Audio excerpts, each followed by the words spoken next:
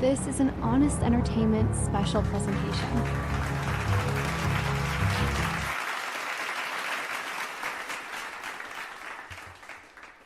This show is where we celebrate horror characters who don't just make bad decisions, they commit to them. They nurture them. They raise them like children. Some victims fight, some victims run.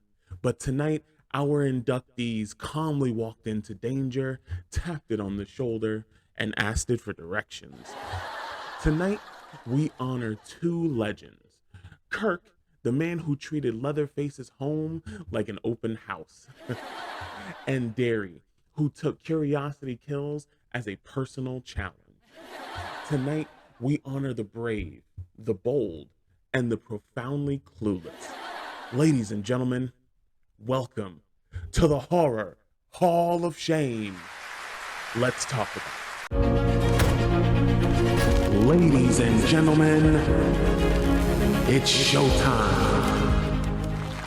First inductee takes us back to 1974, an era of hippie vans, gas shortages, and teenagers who apparently didn't understand private property.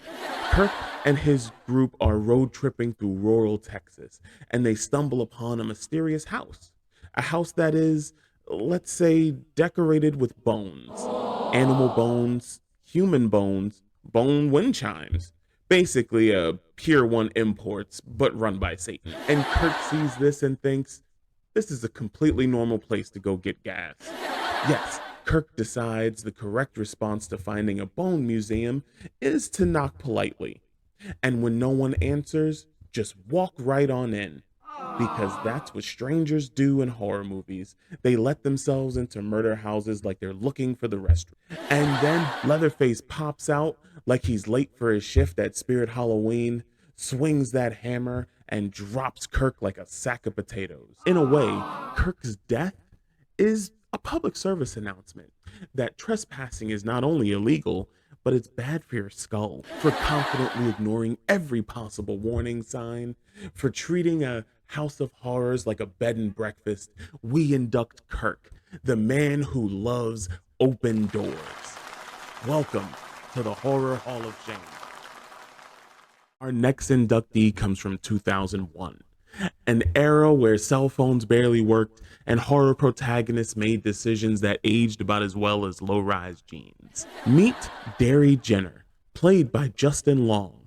Derry and his sister are driving down a lonely road when they see a suspicious man dumping a body-shaped sack into a storm drain. Now, a normal person would call the police, drive away, pretend they saw nothing, and do literally anything on the menu of common sense. But not Derry. Oh no, Derry wants to investigate. Because why avoid danger when you can crawl directly into it? He hears noises coming from the pipe and decides the best course of action is to climb inside, head first, into what is clearly a corpse disposal tube. This man looked at a murder hole and said, yes, that is my destination. Inside, he discovered exactly what everyone watching knew was there. Bodies, stitched together like quilts and stacked like Costco inventory.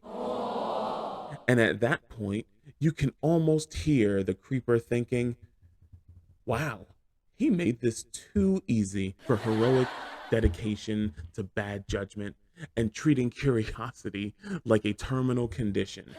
And for volunteering as tribute for the creeper, Derry Jenner earns his rightful place in the Horror Hall of Shame.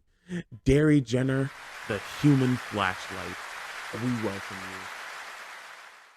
And there you have it, ladies and gentlemen. Two pioneers in the art of questionable decision making. Kirk, who broke into a bone-filled murder mansion, and Derry, who treated a corpse shoot like a sightseeing event. These men remind us that in horror movies, it's not always the villain that kills you, your decisions do.